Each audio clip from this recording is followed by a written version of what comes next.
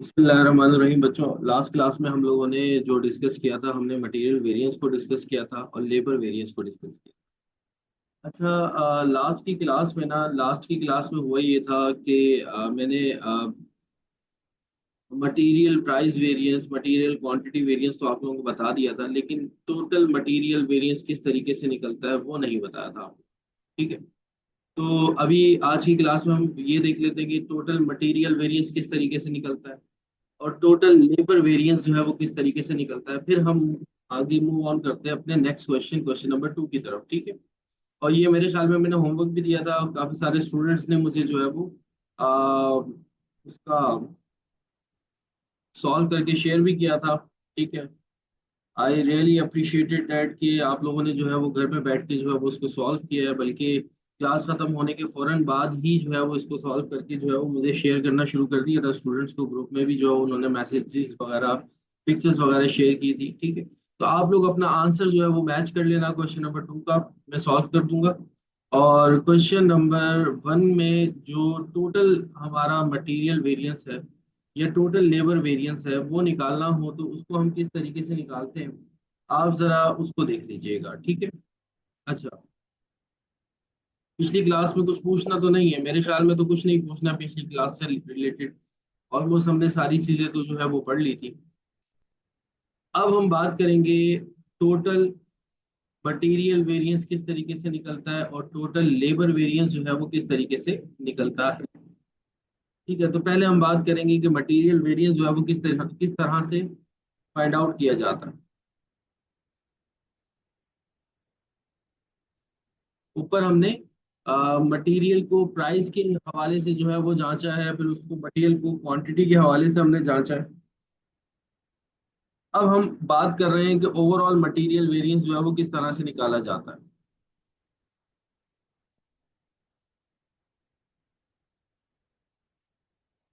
ठीक है। अब ओवरऑल मटेरियल वेरिएंस जैसे सबको पता है कि सर हमेशा जो वेरिएंस होता है, जो हमारा स्टैंडर्ड होता है और जो हमारा एक्चुअल होता है, अगर हम उसको आपस में माइनस कर दें, अगर हम उसको आपस में माइनस कर दें तो हमारे पास वेरिएंस आता है। अभी तक हम लोगों ने ऊपर भी यही पढ़ा था कि जो हमारा स्टैंडर्ड है और जो एक्चुअल है, अगर हम उसको माइनस कर दें तो हमारे पास जो है वो वेरिएंस आ जाता है। तो मटेरियल का वेरिएंस भी बेटा मैं इसी तरीके से ही निकालूंगा। मैं पहले स्टैंडर्ड कॉस्ट निकालूंगा और फिर मैं उसके बाद जो है वो एक्चुअल कॉस्ट निकालूंगा और आपस में क्या कर दूंगा, माइनस कर दूंगा। अब गौर से देखिएगा मैं किस तरीके से स्टैंडर्ड कॉस्ट निकाल रहा हूँ। मैं स्टैंडर्ड कॉस्ट निकालूंगा, ठीक है, और मैं एक्चुअल कॉस्ट निकालूंगा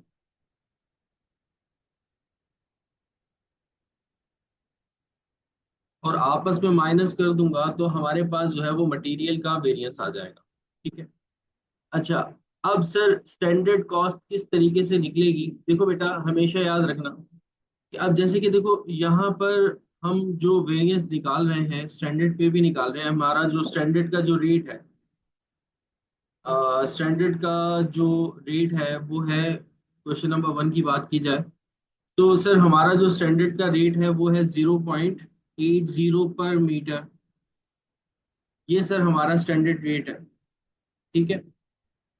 और सर स्टैंडर्ड में जो हम मैन्युफैक्चरिंग कर रहे हैं, हम एक चेयर पर, हमारा स्टैंडर्ड ये बना हुआ है कि हमने 12 मीटर जो है वो कंज्यूम करने हैं। ये हमारा स्टैंडर्ड है ये भी। और टोटल जो हम प्रोडक्शन कर रहे हैं, टोटल जो प्रोडक्शन कर रहे हैं वो हम कर रहे हैं 7,200 यूनिट्स। ठीक है। देखो ये जो 7,200 यूनिट्स है ना, ये एक्चुअल यूनिट्स है। एक्चुअल में आपने 7,200 यूनिट्स बनाए।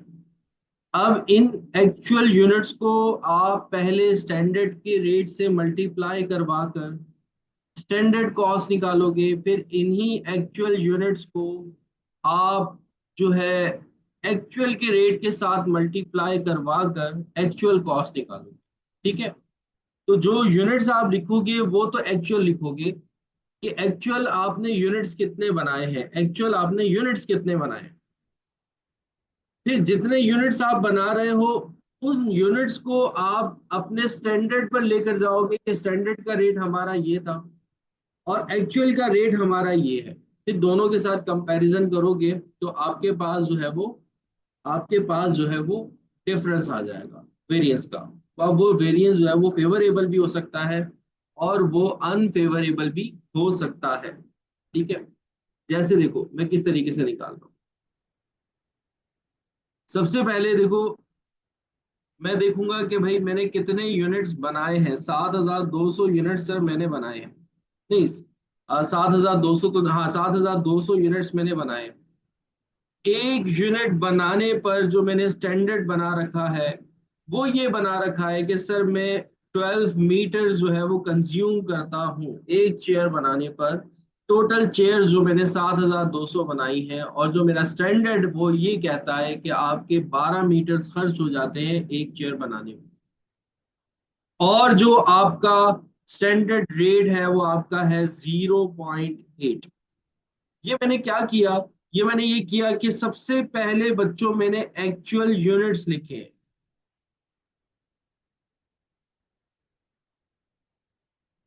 फिर मैंने उनको मल्टीप्लाई करवा दिया है स्टैंडर्ड के साथ। उन एक्चुअल यूनिट्स को मैंने स्टैंडर्ड के साथ मल्टीप्लाई करवाया कि ये स्टैंडर्ड क्या था। एक्चुअल यूनिट्स को स्टैंडर्ड क्वांटिटी पर यूनिट पे मैंने क्या किया है, स्टैंडर्ड पर यूनिट पे मैंने क्या किया है, मल्टीप्लाई करवाया, ताकि मेरे पास मीटर्स आ जाए कि टोटल मीटर्स मैंने कितने कंज्यूम किए। और फिर मैंने उसको स्टैंडर्ड प्राइस पर मीटर या पर यूनिट के साथ क्या करवा दिया, मल्टीप्लाई करवा दिया।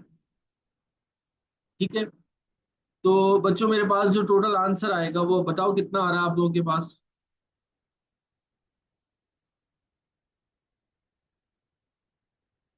जी बेटा क्वेश्चन नंबर 2 पे ही जाऊंगा बेटा फरहीन इसके बाद में। 69120, ठीक है जी, 69120। तो जो मेरी स्टैंडर्ड कॉस्ट है वो है 69120। अब मैं अपनी एक्चुअल कॉस्ट देख लेता हूँ। देखो स्टैंडर्ड कॉस्ट समझ में आ गया कि जितने मैंने यूनिट्स बनाए थे उन यूनिट्स को मैंने पहले मीटर के अंदर कन्वर्ट किया, क्योंकि मुझे उसको स्टैंडर्ड प्राइस के साथ, मेरे पास जो प्राइस अवेलेबल है ना वो मीटर्स में अवेलेबल है। ठीक है, जो मेरे पास प्राइस अवेलेबल है वो मीटर में अवेलेबल है। अब मुझे मीटर्स चाहिए होंगे कि मैंने कितने मीटर्स जो है, अगर मैं स्टैंडर्ड्स के हिसाब से चलता हूँ तो मैंने कितने मीटर्स जो है वो कंज्यूम किए होंगे। तो 7,200 चेयर्स बनाने पर, एक चेयर बनाने पर मुझे 12 मीटर जो है वो खर्च करना पड़ रहा है, तो 0.8 आ गया। 0.8 जो हमारी प्राइस थी उसके साथ मल्टीप्लाई किया तो 69,120 की मेरी स्टैंडर्ड कॉस्ट है। और अगर मैं एक्चुअल में देखूं, एक्चुअल में अगर मैं देखता हूं बेटा, तो एक्चुअल के अंदर बेटा हो ये रहा है, एक्चुअल के अंदर उसने हमें बता दिया है कि आपने कितने मीटर्स कंज्यूम किए हैं, आपने कितने मीटर्स कंज्यूम किए हैं। तो आपने जो है वो जो मीटर्स कंज्यूम किए हैं वो किए हैं 87,300, 87,300 आपने एक्चुअल के अंदर मीटर्स जो है वो कंज्यूम किए। तो अब इसको कन्वर्ट करने की जरूरत नहीं है, एक्चुअल के मीटर्स हमें ऑलरेडी दिए हुए हैं। तो कितने, 87,300 मल्टीप्लाई बाय एक्चुअल का जो रेट है। अब पहले ऊपर मैं स्टैंडर्ड कॉस्ट निकाल रहा था तो मैंने स्टैंडर्ड का रेट अप्लाई किया। अब मैं एक्चुअल कॉस्ट निकाल रहा हूं तो मैं एक्चुअल का रेट अप्लाई करूंगा 0.78। तो मेरी एक्चुअल कॉस्ट आ रही है 68,094, 68,094 मेरी कॉस्ट आ रही है एक्चुअल की। अगर लेट सपोज एक्चुअल मुझे मीटर्स ना दिए होते तो मैं उसको निकालता, मैं क्या करता, एक्चुअल में जितने यूनिट्स बनाए, जैसे ऊपर 7,200 यूनिट्स हैं तो यहाँ पर भी 7,200 यूनिट्स आते हैं एक्चुअल, जितने यूनिट्स मैंने बनाए, और पर चेयर पर एक्चुअल में मेरी कितनी क्वांटिटी कंज्यूम हो रही है मैं उसके साथ मल्टीप्लाई करवा। पर चेयर पर पर चेयर पर मेरी कितनी क्वांटिटी कंज्यूम हो, जैसे कि वहां पर मैंने पर चेयर पर कितनी क्वांटिटी कंज्यूम हो रही है, यहाँ पर मैंने लिया है 12 स्टैंडर्ड का, यहाँ पर मैं एक्चुअल का लेता और फिर मैं उसको मल्टीप्लाई करवा देता एक्चुअल रेट पर मीटर के साथ। अब मैं अगर इसका डिफरेंस लेता हूं, अब मैं अगर डिफरेंस लेता हूं, तो बेटा मेरे पास जो आ रहा है वो आ रहा है 1026, 1026। ठीक है। और ये 1026 जो है एक्चुअल कॉस्ट मेरी कम है और स्टैंडर्ड कॉस्ट जो है वो मेरी ज्यादा है। इट मीन्स कि ये मेरे लिए क्या होगा, फेवरेबल होगा। 1026 का अमाउंट जो है वो क्या होगा, फेवरेबल होगा। 1026 का अमाउंट जो है मेरे लिए क्या होगा, फेवरेबल होगा। ये बात सबको समझ में आई?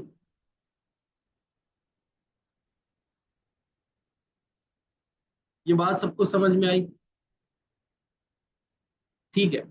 अच्छा सर, एक और चीज सुने सर, हमने जब ऊपर मटेरियल का वेरिएंस निकाला था, जब हमने ऊपर मटेरियल का वेरिएंस निकाला था, तो सर वो हमारे पास जो वेरिएंस आ रहा था, दैट वाज 12980, 1280, 1280 सर हमारे पास जो है वो मटेरियल का वेरिएंस आया था। और अब जो हमारे पास मटेरियल का वेरिएंस आ रहा है वो कितना आ रहा है, 1026 का मटेरियल का वेरिएंस आ रहा है। तो सर ये डिफरेंट क्यों आ रहा है? ऊपर जब हमने निकाला, ऊपर जब हमने ओवरऑल मटेरियल का वेरिएंस निकाला, तो प्राइस वेरिएंस, और जब हमने सर क्वांटिटी वेरिएंस को जब हमने सम अप किया, तो हमारे पास 1280 आया। लेकिन अब जब हम ओवरऑल मटेरियल वेरिएंस निकाल रहे हैं, अब जब हम ओवरऑल मटेरियल वेरिएंस निकाल रहे हैं, तो अब डिफरेंस आ रहा है। क्यों आ रहा है, उसका क्या रीजन है, किस वजह से डिफरेंस आ रहा है?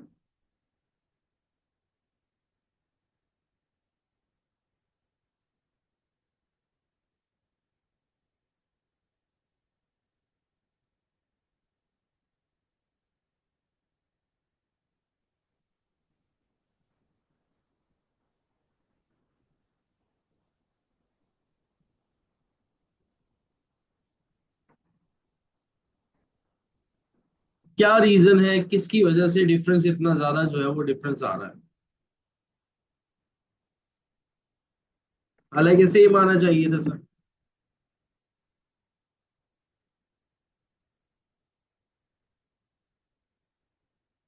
बिल्कुल, अरसलान ने बड़ी जबरदस्त बात बताई कि सर जब हम ऊपर मटेरियल का वेरिएंस कैलकुलेट कर रहे थे ना, तो सर वहां पर जो हमने ली थी, एक्चुअल क्वांटिटी जो हमने ली थी, वो हमने 1 लाख यूनिट जितने हमने परचेज किए थे वो लिए थे।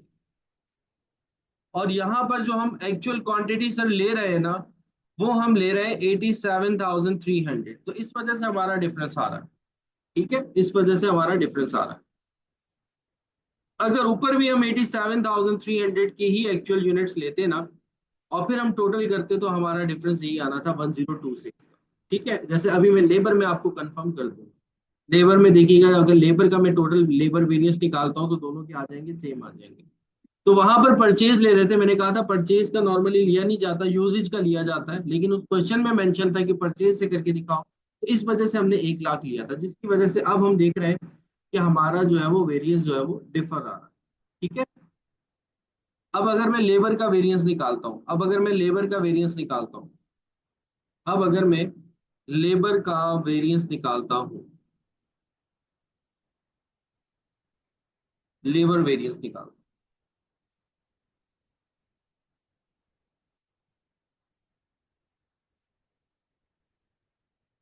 लेबर वेरिएंस के अंदर वही बात, सबसे पहले सर हम क्या लिख लें सर, सबसे पहले जो है वो हम, सबसे पहले जो है वो हम स्टैंडर्ड प्राइस लिख लें,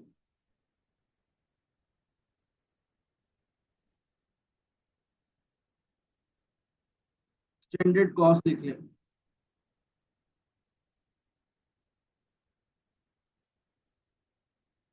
सर स्टैंडर्ड कॉस्ट कैसे आएगी, कि जितने एक्चुअल यूनिट्स आपने बनाए हैं, जितने एक्चुअल यूनिट्स आपने बनाए हैं,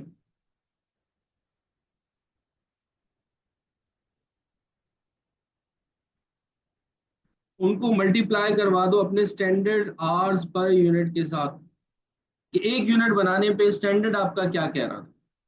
जैसे यहाँ पर एक यूनिट, एक मीटर जो है वो, एक चेयर बनाने पे कितने मीटर जो है वो आपके कंज्यूम हो रहे थे, हमने 12 लिखा था। यहाँ पर एक चेयर बनाने पर आपके कितने घंटे जो है वो कंज्यूम हो गया, आप यहाँ पर वो लिखेंगे। और फिर उसको मल्टीप्लाई करवा देंगे स्टैंडर्ड रेट पर आर के साथ, स्टैंडर्ड रेट पर आर के साथ। अब देखो एक्चुअल में जो हमने यूनिट्स बनाए सर, 7,200 यूनिट्स बनाए। और स्टैंडर्ड हमारा क्या था कि हम एक चेयर जो है वो कितने टाइम में जो है वो कंप्लीट कर लिया करते थे। एक चेयर जो है वो हम कितने टाइम में कंप्लीट कर लिया करते थे, वो सर हम कर लिया करते थे 4 घंटों में। ये हमारा सर स्टैंडर्ड था, ये हमारा स्टैंडर्ड था कि 4 घंटों में हम कंप्लीट कर लिया करते थे। और सर लेबर का जो स्टैंडर्ड का रेट है वो 150 है।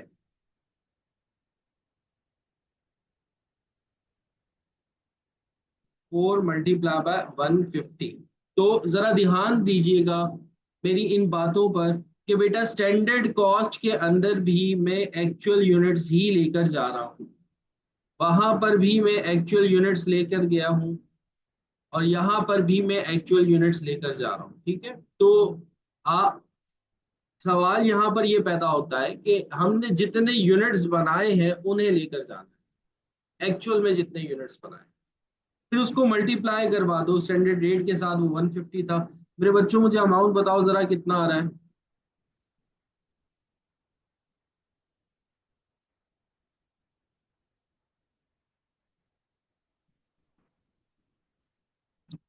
43,20,000 लारिब ने बताया, 43,20,000। ठीक है जी, 43,20,000।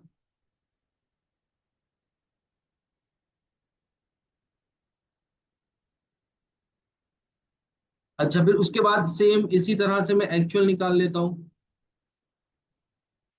एक्चुअल कॉस्ट मेरी कितनी है? तो एक्चुअल तो उसने मुझे आवर्स बता दिए थे कि आपने कितने घंटे जो है वो अपनी लेबर कंज्यूम की है। एक्चुअल आवर्स उसने मुझे बता दिए थे कि सर 32,000 जो है वो आपने किए। और 160 आपका रेट है एक्चुअल में।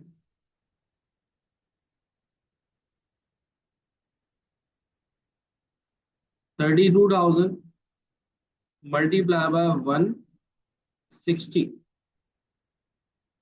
क्या है ये हमारे पास? Actual units multiply by actual hours per unit and multiply by standard, नहीं,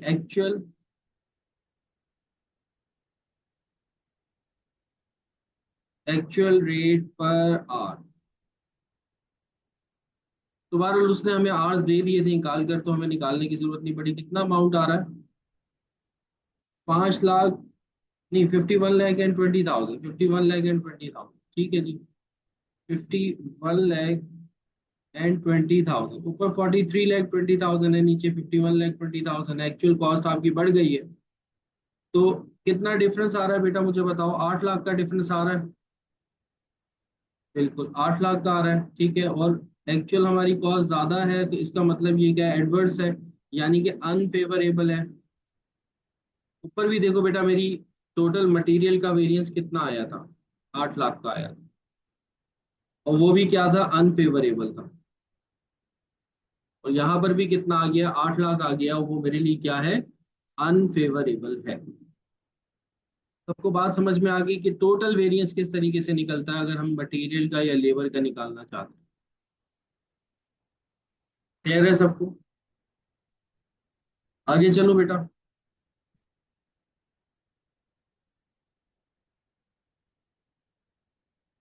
अच्छा जी, अब हम चलते हैं। कोई किसी बच्चे को कुछ पूछना हो तो पूछ लो बेटा। सिद्रा हयात बेटा, आपको क्लियर है ये बात?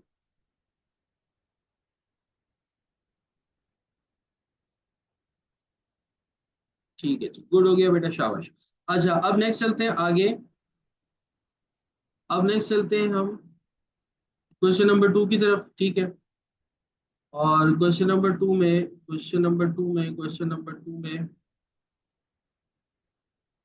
जी, ये हमने पढ़ा था कल। मैंने थोड़ा सा आप लोगों को एक्सप्लेन तो कर दिया था। स्टैंडर्ड क्वांटिटी आपको अलाउ की गई है कि भाई 6 kg आप यूज कर सकते हो। ठीक है। और स्टैंडर्ड आर जो आप यूज कर सकते हो वो आप 4 यूज कर सकते हो। ठीक है।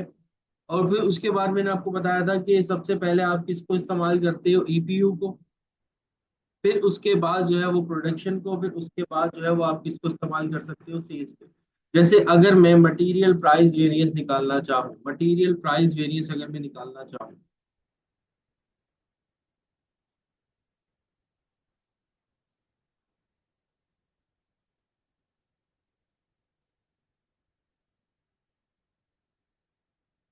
Material price variance,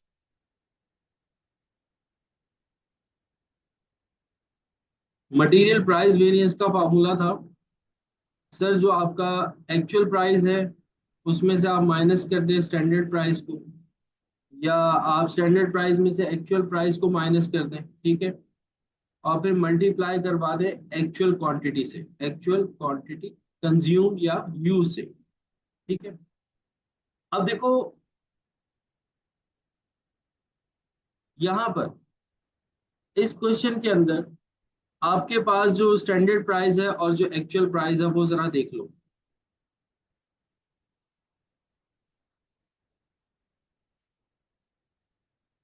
standard price है 120 पर केजी,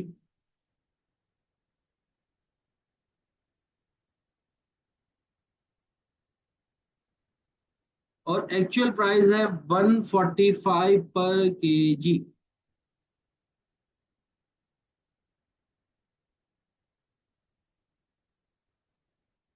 और एक्चुअल क्वांटिटी आपने कितनी यूज की है वो आपको बता दिया है कि एक्चुअल क्वांटिटी जो आप यूज कर रहे हो वो कितनी यूज कर रहे हो, 1,90,000, 1,90,000, 1,90,000, 1,90,000 आप क्या कर रहे हो, इस्तेमाल कर रहे हो। एक्चुअल क्वांटिटी भी उसने आपको यहाँ पर बता दी केजी के अंदर।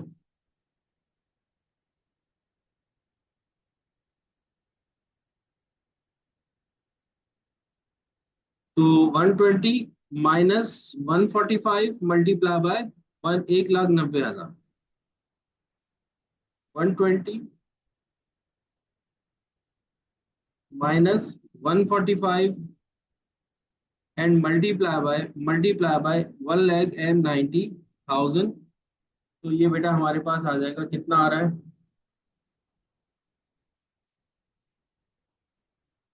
47,50,000, ठीक है जी।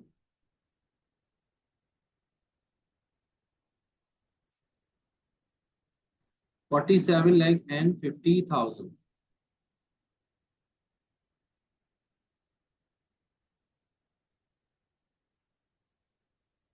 और ऐसे ही अगर मैं मटेरियल क्वांटिटी वेरिएंस निकालता हूँ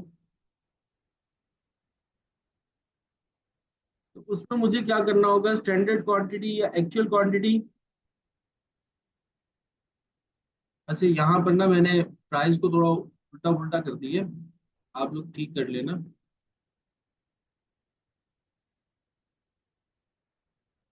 standard price minus actual price, क्योंकि नीचे मैंने एक्चुअल प्राइस लिखी हुई है। स्टैंडर्ड प्राइस 120 है और एक्चुअल प्राइस 145 है। Again standard quantity minus actual quantity and multiply by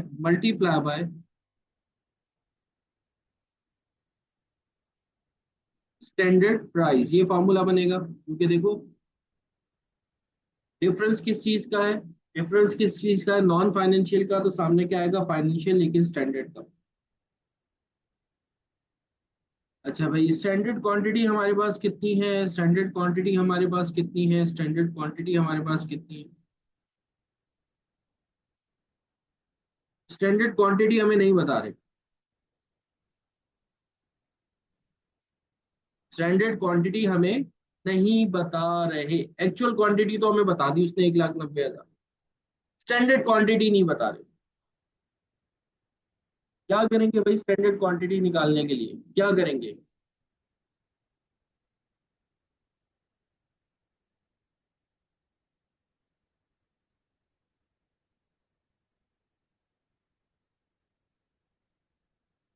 standard quantity के लिए क्या करेंगे? एक्चुअल क्वांटिटी तो उस समय बता दी 1,90,000, स्टैंडर्ड क्वांटिटी नहीं बता रहे, क्या करेंगे?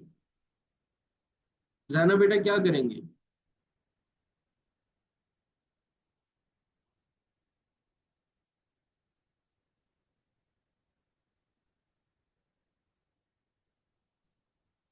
देखो बेटा, स्टैंडर्ड क्वांटिटी निकालने के लिए स्टैंडर्ड क्वांटिटी, देखो यहां पर भी मैंने स्टैंडर्ड क्वांटिटी कैसे निकाली पिछले क्वेश्चन में।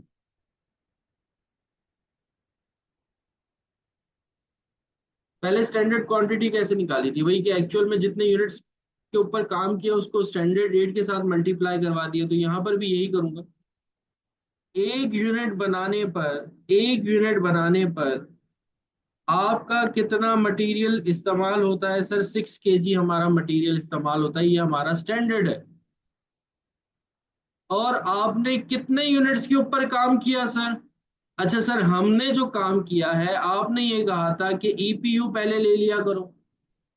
तो सर हमने मटेरियल के हिसाब से 30,000 यूनिट्स के ऊपर काम किया है। ये हमें क्या दिए जा रहे हैं? यूनिट्स दिए जा रहे हैं। स्टैंडर्ड के हिसाब से एक यूनिट बनाने पर हमारे 6 घंटे 6 kg जो है वो हम कंज्यूम करते हैं। और प्रोडक्शन हमारी कितनी यूनिट्स पर हुई है सर? अगर हम ईपीयू देखते हैं मटेरियल का तो 30,000 है। यानी कि 30,000 यूनिट्स के ऊपर हमने काम किया है, तो 6 × क्या कर दूं? 30,000 ले लूं। मैं प्रोडक्शन भी ले सकता था 22,000, लेकिन प्रोडक्शन में तब लेता लेकिन प्रोडक्शन में तब लेता जब ईपीयू गिवन ना होता। अब ईपीयू गिवन है तो मैंने ईपीयू के ऊपर 30,000 के ऊपर किया। तो ये बेटा मेरे पास आ जाएगी स्टैंडर्ड क्वांटिटी,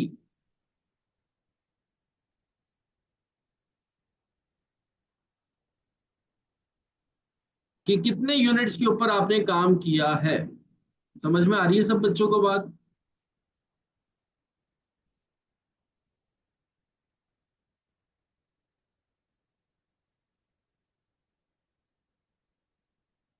देखो मेरे बच्चों, मेरी बात सुनो। ईपीयू ही क्यों लेंगे? मेरी बात सुनो, 22,000 से नहीं करेंगे, मेरी बात सुनो।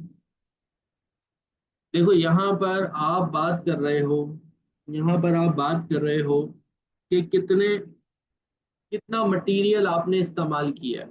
ठीक है, अगर किसी बच्चे ने प्रोसेस कॉस्टिंग पढ़ी हुई है तो उसको याद होगा, हम ईपीयू निकाला करते थे मटेरियल वाइज भी, लेबर वाइज भी और ओवरहेड वाइज भी। उस एपीयू का मकसद क्या था? उस एपीयू का मकसद क्या था? हम प्रोसेस कॉस्टिंग के अंदर जितने यूनिट्स हमने प्रोड्यूस किए उसके ऊपर हम काम क्यों नहीं करते थे? वो भी क्वेश्चन क्लास के जो वो भी हमें क्वेश्चन के अंदर गिवन होते थे, लेकिन हम बकायदा तौर पे ईपीयू निकालते थे। उसका रीजन ये था, ईपीयू आपको ये बताता है, ईपीयू आपको ये बताता है, इक्विवेलेंट प्रोडक्शन यूनिट आपको ये बताता है कि भाई आपने ड्यूरिंग प्रोडक्शन कितने यूनिट्स के ऊपर काम किया है। अब भले वो आपने यूनिट्स कंप्लीट किए हों या ना किए हों, आपने काम तो किया है ना। आपका मटेरियल तो उस पर कंज्यूम हुआ है। ईपीयू का मतलब क्या है? इक्विवेलेंट प्रोडक्शन यूनिट, यानी कि उस टाइम पीरियड के अंदर आपने कितने यूनिट्स के ऊपर काम किया है। उस टाइम पीरियड के ऊपर आपने कितने यूनिट्स के ऊपर काम किया है। तो एक्चुअल में तो ये देखा जाता है कि कितने यूनिट्स के ऊपर आप काम कर रहे हो। कंपैरिजन तो उसके साथ होगा ना, हमारा मटेरियल का प्रोडक्शन के साथ क्यों होगा? अगर मैं प्रोडक्शन के साथ करता हूं तो वो तो वेरिएंस कभी मेरा सही तरीके से निकल ही नहीं सकता। क्योंकि अगर मैं प्रोडक्शन को लेके चल रहा हूं तो मेरा मटेरियल कंज्यूम तो उन यूनिट्स पे भी तो हुआ है जो यूनिट्स मैंने अभी तक कंप्लीट नहीं किए। तो ओवरऑल बात की जाती है कि कितने यूनिट्स के ऊपर आप काम कर रहे हो, वो चीज ली जाती है। हाँ, अगर ऐसी बात होती, ईपीयू क्वेश्चन के अंदर गिवन नहीं होता, ये रखा ही क्वेश्चन मैंने इसी वजह से था ताकि आप लोगों को याद रहे बात, कि अगर अगर अगर क्वेश्चन में ईपीयू ना होता तो फिर आपको निकालने की जरूरत नहीं होती बेटा। ठीक है, आपको निकालने की जरूरत नहीं है। आप डायरेक्ट जितने यूनिट्स आपने प्रोड्यूस किए उसके ऊपर काम करते हैं। और अगर यूनिट प्रोडक्शन भी गिवन ना होते तो भी जितने यूनिट्स आपने बेचे हैं उसके ऊपर इस्तेमाल करते हैं। अच्छा, एक बच्चा पूछ रहा है सर, स्टैंडर्ड क्वांटिटी को मल्टीप्लाई करेंगे।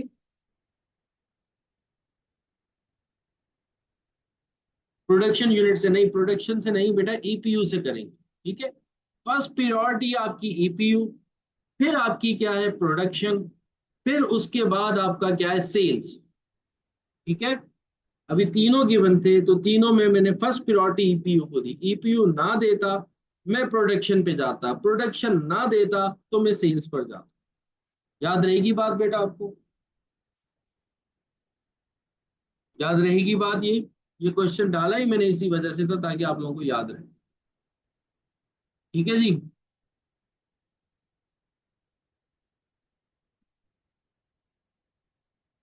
अच्छा जी, तो स्टैंडर्ड क्वांटिटी कितनी आ रही थी? 30,000 को जब 6 से मल्टीप्लाई करवाते हैं तो 1,80,000 हो जाएगा। 6 3 18, यानी कि 1,80,000। तो स्टैंडर्ड क्वांटिटी आ गई हमारे पास 1,80,000।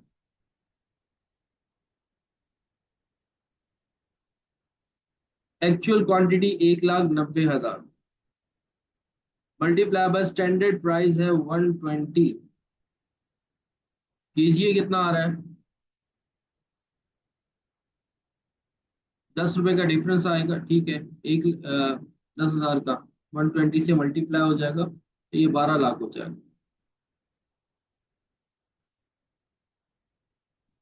तो ये हमारे लिए क्या होगा? ये हमारे लिए अनफेवरेबल होगा। और डिफरेंस लेंगे क्योंकि ऊपर जो है वो आपका क्या होगा?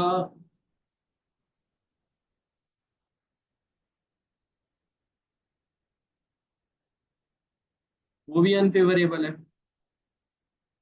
और ये भी अनफेवरेबल है क्योंकि दोनों में क्या है आपका एक्चुअल ज्यादा है। दोनों में क्या है आपका एक्चुअल ज्यादा है। तो टोटल करके मुझे बताओ कितना आ रहा है। दोनों अनफेवरेबल है तो ऐड कर लीजिएगा। 59,50,000। ठीक है,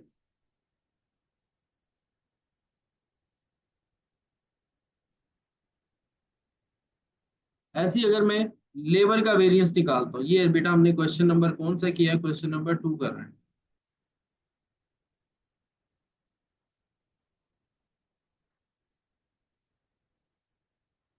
अगर मैं लेबर का वेरिएंस निकालता हूँ,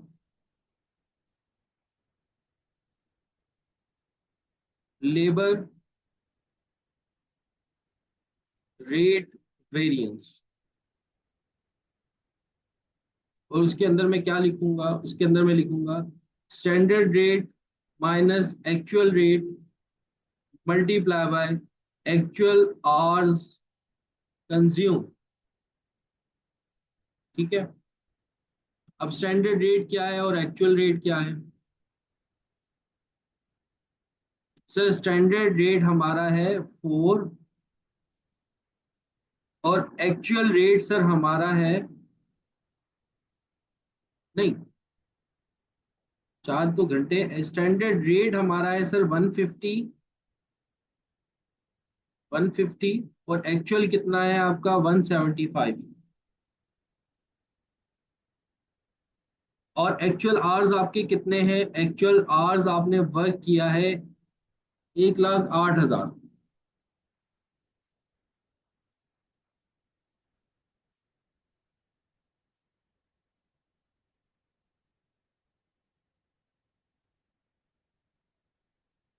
150 minus 175 and multiply by actuals are 1,08,000। कितना आ रहा है भाई? 27 लाख आ रहा है अनफेवरेबल।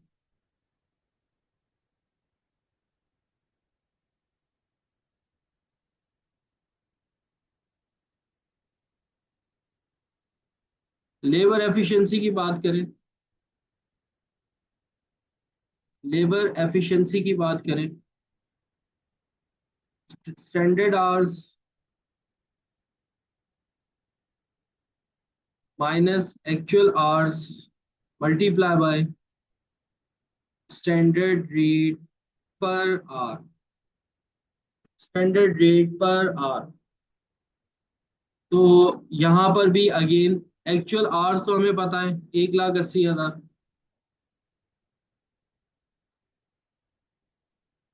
स्टैंडर्ड आवर्स नहीं पता, अगेन वही बात आ जाती है, स्टैंडर्ड आवर्स निकालने होंगे सर। स्टैंडर्ड आवर्स यानी कि सर 4 घंटे लग रहे हैं हमें 1 यूनिट बनाने पर।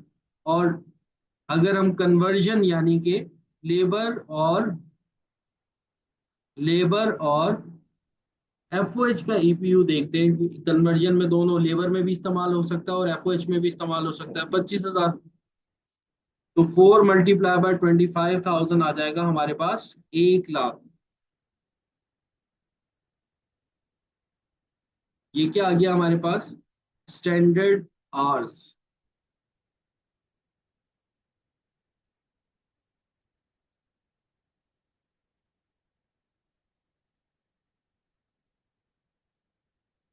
स्टैंडर्ड रेट हमारा क्या है, 150। तो ये बेटा कितना आ रहा है, 12 लाख। ठीक है जी।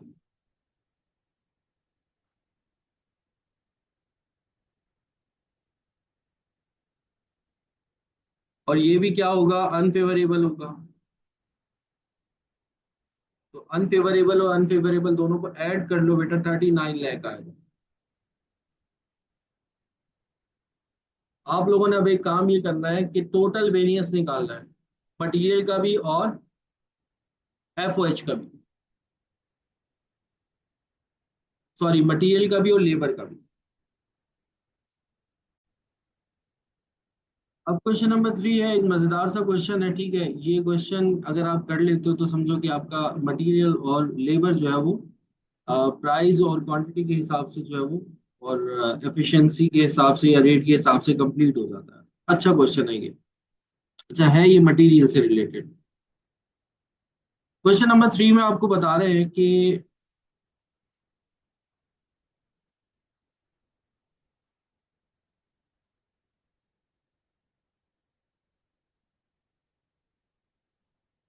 कह रहे हैं कि the following information pertain to the quarter, quarter यानी कि 3 मंथ्स, 3 महीने का एक क्वार्टर होता है। ठीक है, हमारे यहाँ दुनिया में 3 महीने का एक क्वार्टर होता है, 3 मंथ्स। एंडेड September 30 2021, जो एंड हो रहा है कब, September 30 2021 में। तो स्टार्ट कब हुआ होगा, जुलाई में।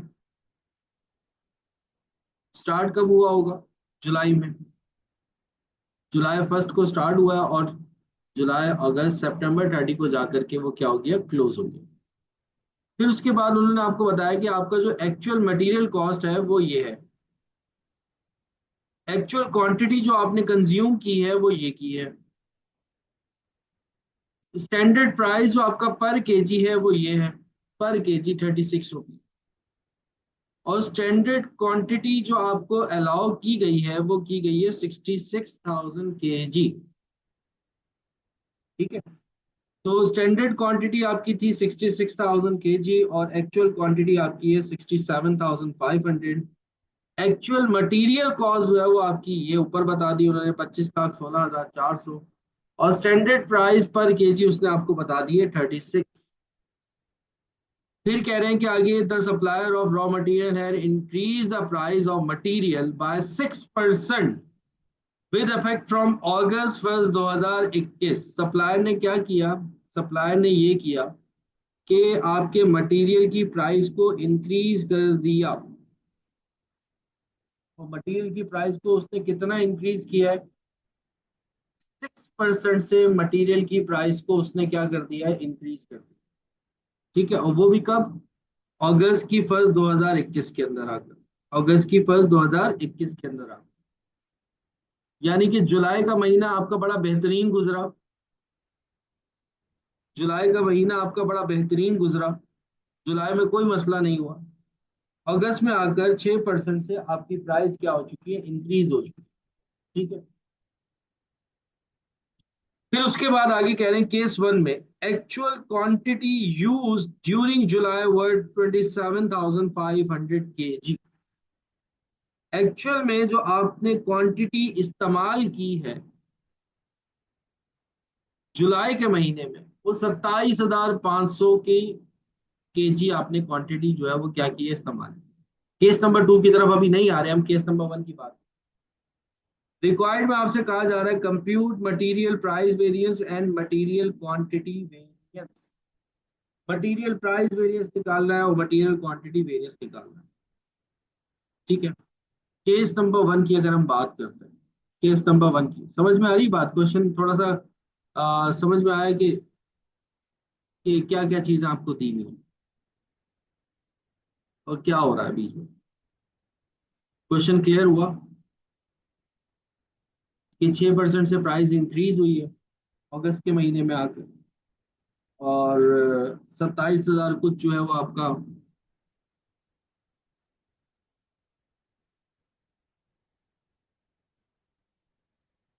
कॉस्ट थी।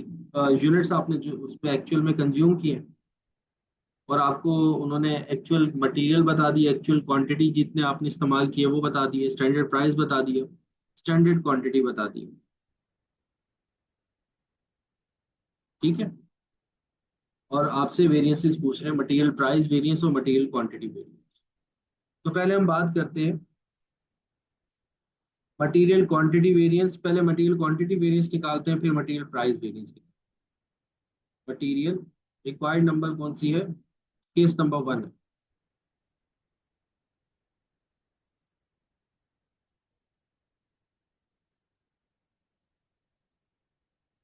मैं निकालने जा रहा हूँ मटेरियल क्वांटिटी वेरिएंस।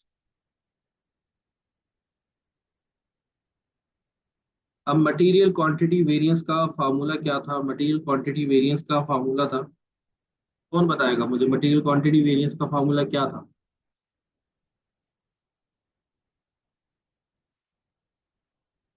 बताओ जरा, मटेरियल क्वांटिटी वेरिएंस का फार्मूला क्या था।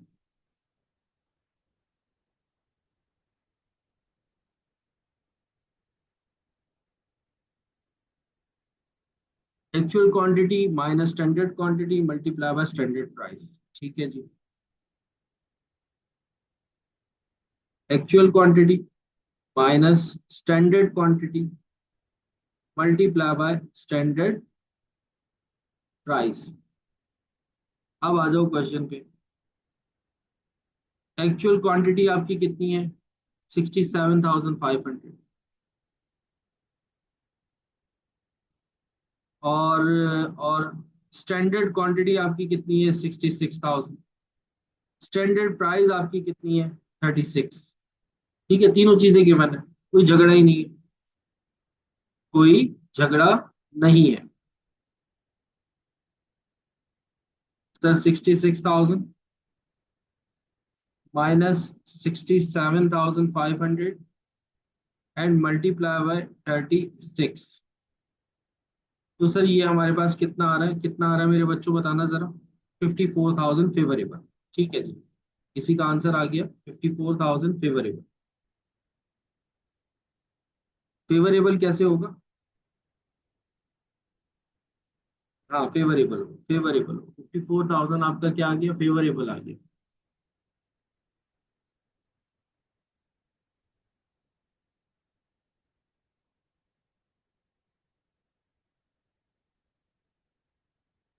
नहीं, एक मिनट रुको।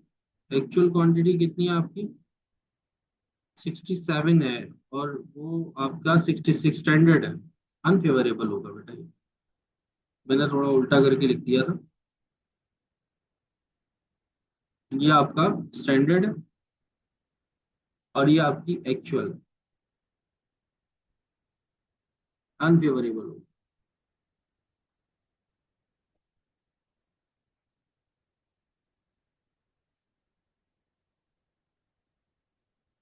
अनफेवरेबल होगा।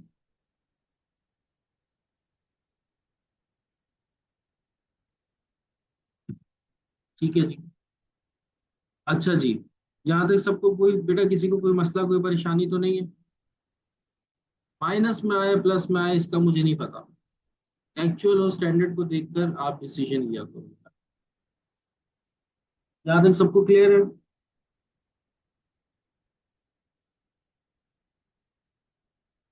अच्छा जी, फिर उसके बाद आगे आ जाओ। नेक्स्ट है मटेरियल क्वांटिटी वेरिएंस के बाद material price variance. Material price variance, अब मटेरियल प्राइस वेरिएंस का सर जो फॉर्मूला था वो हमें चाहिए होता है क्या? Standard price minus actual price multiply by,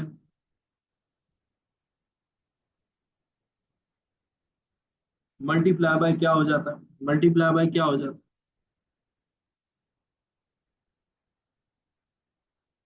multiply क्या होता है? Actual quantity, actual quantity. ठीक है, ठीक है जी, ठीक है जी। अब स्टैंडर्ड प्राइस तो क्या है, एक मिनट बेटा मैं लैपटॉप जरा चार्जिंग पे लगा दूं।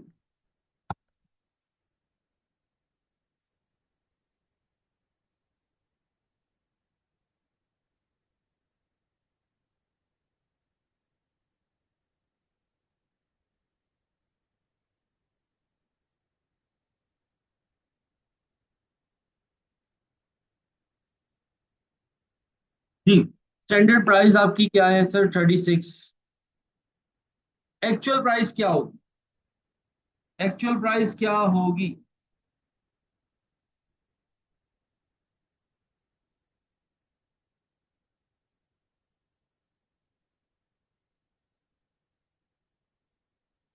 एक्चुअल प्राइस क्या होगी?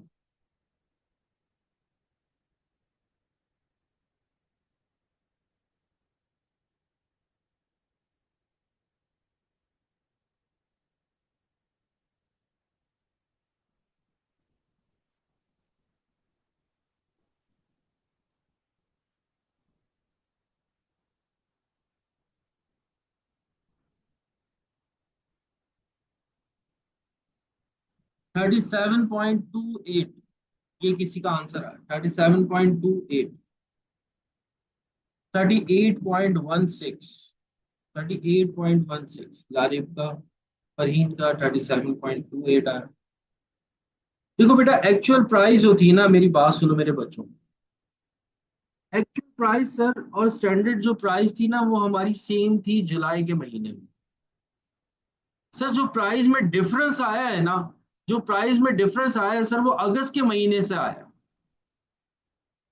जुलाई के महीने में कोई प्राइस चेंज नहीं हुई।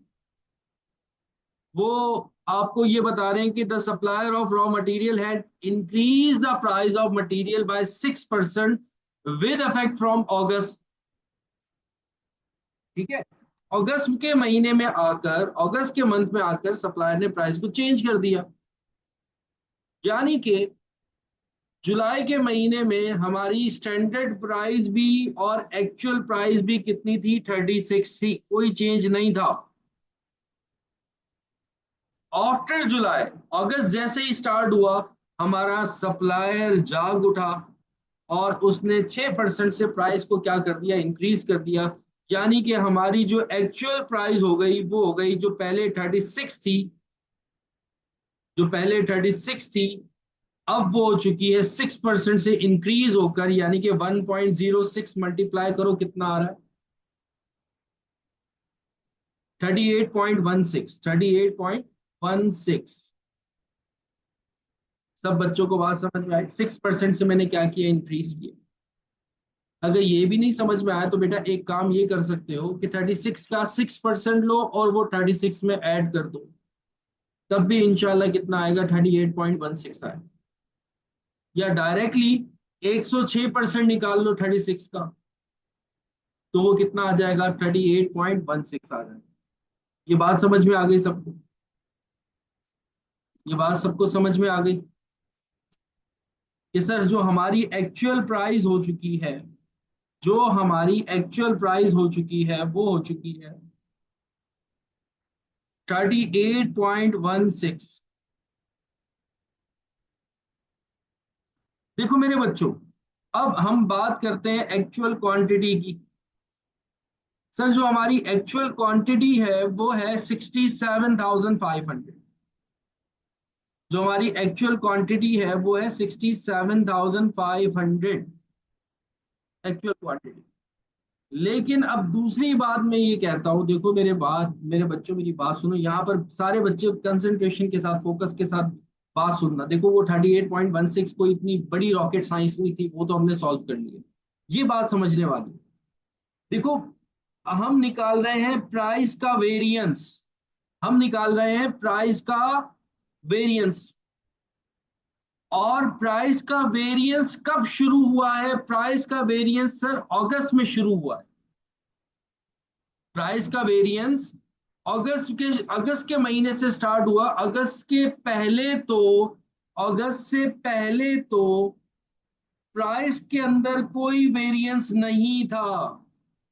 सप्लायर हमारा जाग रहा है अगस्त की फर्स्ट को। तो सर जो हमारे प्राइस के अंदर वेरिएंस आना शुरू हुआ है, ये जो हमारी प्राइस 36 से बढ़कर 38.16 हुई है, ये कब हुई है सर? ये अगस्त के महीने से स्टार्ट हुई है। तो जो यूनिट्स अगस्त से लेकर के सितंबर तक के होंगे, जो आपने यूज किए होंगे, उनकी प्राइस में वेरिएंस आ रहा होगा। जो यूनिट्स आपने जुलाई के महीने में इस्तेमाल किए हैं, जो यूनिट्स आपने जुलाई के महीने में इस्तेमाल किए हैं, उनकी प्राइस के अंदर कोई वेरिएंस नहीं होगा। क्यों? क्योंकि जुलाई की फर्स्ट से लेकर के जुलाई 31 तक हमारे प्राइस के अंदर कोई चेंज नहीं था। स्टैंडर्ड भी 36 था, एक्चुअल भी 36 था, मजे में घूम रहे थे। अगस्त से आकर सप्लायर ने क्या किया? अगस्त से आकर सप्लायर ने प्राइसेस को बढ़ा दिया। तो सर जो कंजम्पशन मैंने जुलाई के महीने में की है, उसके अंदर कोई वेरिएंस नहीं है। तो उस कंजम्पशन के ऊपर मैं वेरिएंस कैलकुलेट नहीं कर सकता। जो ये मुझे कंजम्पशन बता रहे हैं, ये पूरे क्वार्टर की बता रहे हैं 67,500। तो सर मैं यहाँ पर 67,500 पूरा नहीं लिख सकता। इसमें से मैं सर जुलाई वाली जो मेरी कंजम्पशन है उसको मैं निकाल दूंगा। उसको मैं क्यों निकालूंगा? क्योंकि सर जुलाई के अंदर प्राइस के अंदर कोई वेरिएशन नहीं आया। प्राइस के अंदर वेरिएशन आया है अगस्त में जाकर के। तो मैं जितनी मेरी कंजम्पशन अगस्त की है, वहां से मैं क्या करूंगा? वेरिएंस कैलकुलेट करना शुरू करूंगा। अगस्त से पहले की जो मेरी कैलकुलेशन है वो बिल्कुल जीरो वेरिएंस है, क्योंकि एक्चुअल और स्टैंडर्ड दोनों ही क्या थे? सेम थे। बात समझ में आ रही है?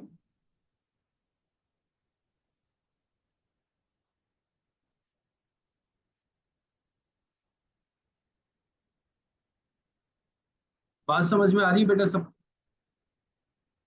तो मैं क्या करूंगा 67,500 में से मेरी जो जुलाई वाली कंजम्पशन है उसने हमें बताई थी कि आपकी जो जुलाई वाली कंजम्पशन है वो है 27,500। 27,500। तो ये मैं सर 27,500 क्या कर दूंगा?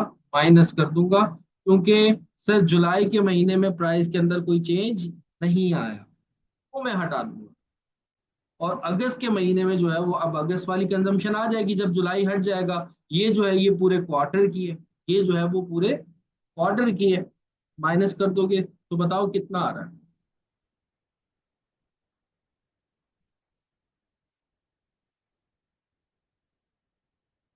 86,400। ठीक है जी, 86,400।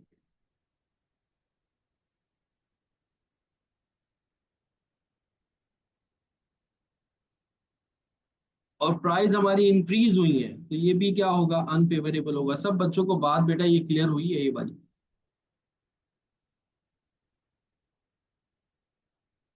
ये बात सबको क्लियर हुई है?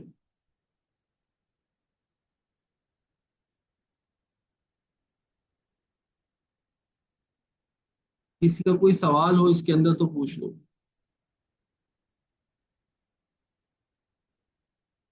ठीक है बेटा, जुलाई वाली कंजम्पशन में इसके अंदर शामिल नहीं कर सकता, क्योंकि जुलाई में कोई चेंज ही नहीं आया प्राइस में।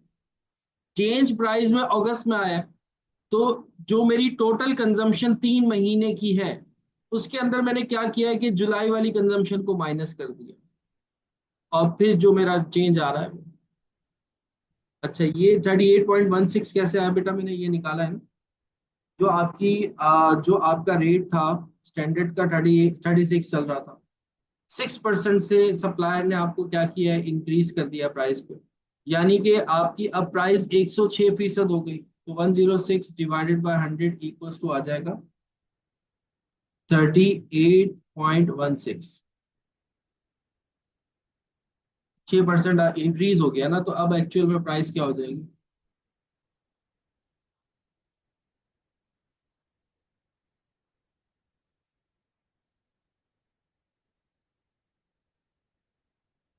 ठीक है, या 6% निकाल कर वापस 36 में ऐड कर दो। जितना इंक्रीज आया, 6% इंक्रीज आया, 36 का 6% निकाल लो, 2.16 आ रहा, फाइन निकाला हो, वापस क्या कर लो, ऐड कर लो।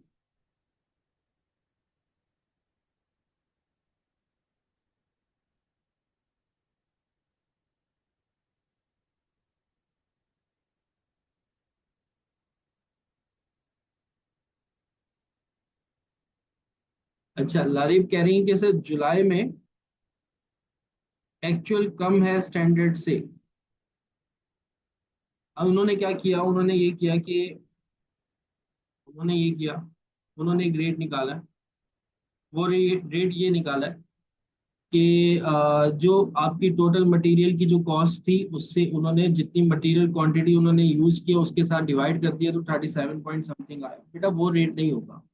देखो, आपकी जो मटेरियल की कॉस्ट है ना, उसके उसके अंदर क्या हो रहा है, उसके अंदर बीज में वेरिएशन आ रहा है। उसके अंदर क्या आ रहा है, बीज में वेरिएशन आ रहा है, बीज में चेंज आ रहा है। तो टोटल 67,500 को टोटल कॉस्ट से डिवाइड नहीं कर सकते, वो तो एक एवरेज रेट आ जाएगा 37 पॉइंट समथिंग। ठीक है, आप इसको ऐसे भी कर सकते हो, इसको ऐसे भी कर सकते हो। देखो, 27,500 यूनिट्स ऐसे हैं, 27,500 यूनिट्स ऐसे हैं जिनका रेट कितना है, 36 है, क्योंकि जुलाई के महीने में कोई चेंज नहीं आया।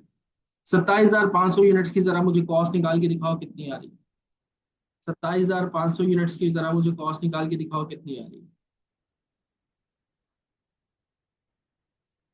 9,90,000, ठीक है जी। 9,90,000 की कॉस्ट है, ठीक है।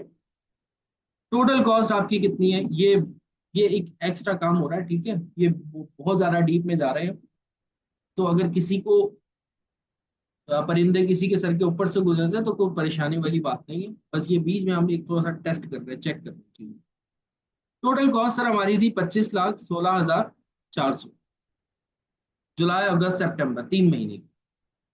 हम सर इसमें से जुलाई के महीने की कॉस्ट निकाल देते हैं, 9,90,000, जो अभी मैंने आप लोगों के सामने निकाली। कितनी आ रही है,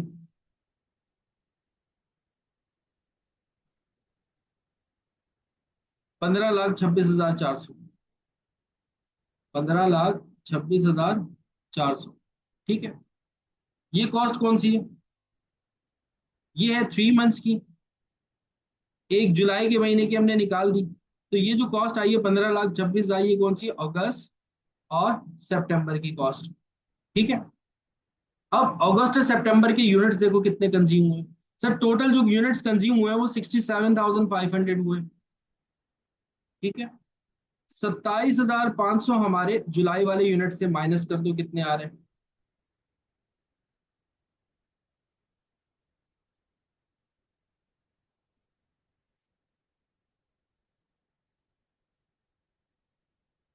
40 के आ रहे हैं, 40,000 आ रहे हैं, ठीक है। तो सर जो हमारे 40,000 यूनिट्स आ गए या केजी आ गए, ये कौन से हैं सर, ये अगस्त और सितंबर के। और अगस्त और सितंबर की टोटल कॉस्ट कितनी है सर, 15,26,400। और अगस्त और सितंबर के यूनिट्स कितने हैं, 40,000। डिवाइड करवा दो मेरे बच्चों इसको, तो 38.16 आ रहा है। आया समझ में।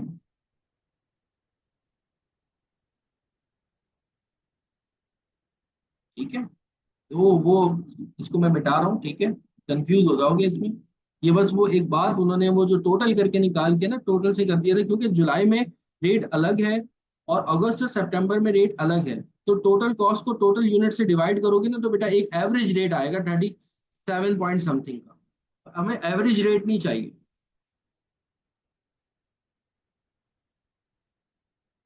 ठीक है जी। सबको क्लियर हो गया ये वाला क्वेश्चन? ए पार्ट क्लियर हो गया?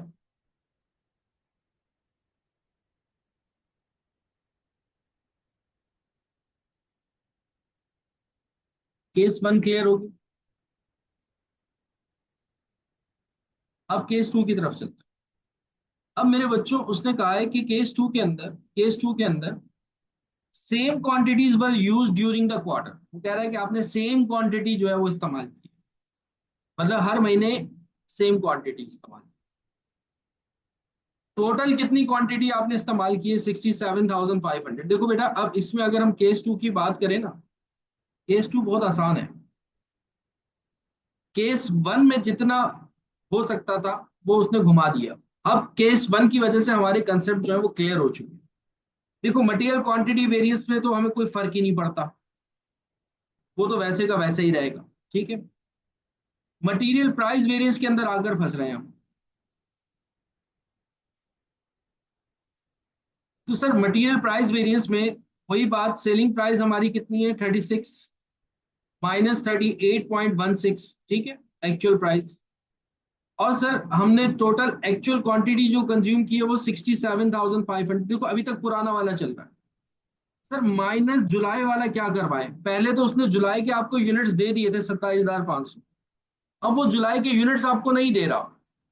अब वो कह रहा है कि आपने तीनों महीनों में सेम क्वांटिटी इस्तेमाल की है। तीनों महीने की क्वांटिटी कितनी है? 67,500 डिवाइडेड बाय 3 करो तो एक महीने की क्वांटिटी आ जाएगी आपके पास। कितनी आ रही है? 22,500।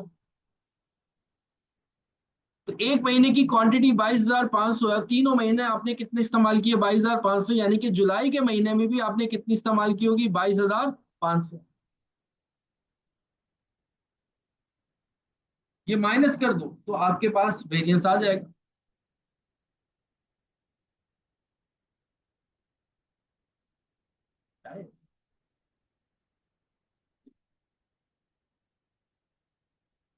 कितना आ रहा है?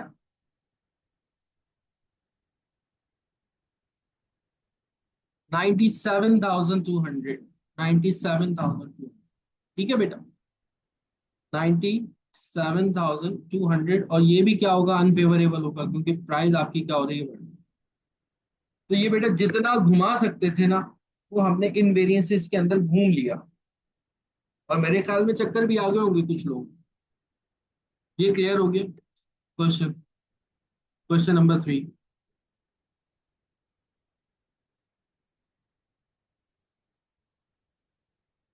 चलो गुड हो गया जी।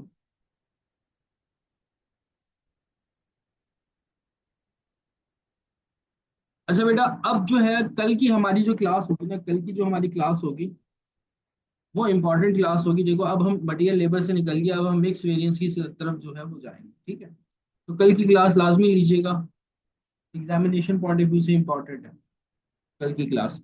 और अब क्योंकि पेपर्स भी आप लोगों के करीब हो रहे हैं ना, तो जो बड़े बड़े चैप्टर्स हैं वो तो चल रहे हैं मंडे ट्यूसडे वेडनेसडे में। कोशिश मैं ये करूंगा कि संडे वाले दिन कोई एक ऐसा चैप्टर निकालूं जो छोटा हो, एक ही दिन के अंदर क्लोज हो जाए। अब संडे को मैं आप लोगों को ना टाइम बता दूंगा कि टाइमिंग क्या होगी। लेकिन संडे को ना मेरी कोशिश रहेगी कि मैं मटेरियल का चैप्टर स्टार्ट करवाऊं और उसी दिन संडे को क्या कर दूं, खत्म कर दूं, ताकि संडे को वो हमारा पूरा चैप्टर जो है वो क्या हो जाए, कंप्लीट हो जाए मटेरियल का। ठीक है। और वेरिएंस हमारा चलता रहेगा एक क्लास, और मंडे ट्यूसडे को जाकर वेरिएंस हमारा खत्म हो। ट्यूसडे को जाकर हमारा वेरिएंस जो है वो खत्म हो।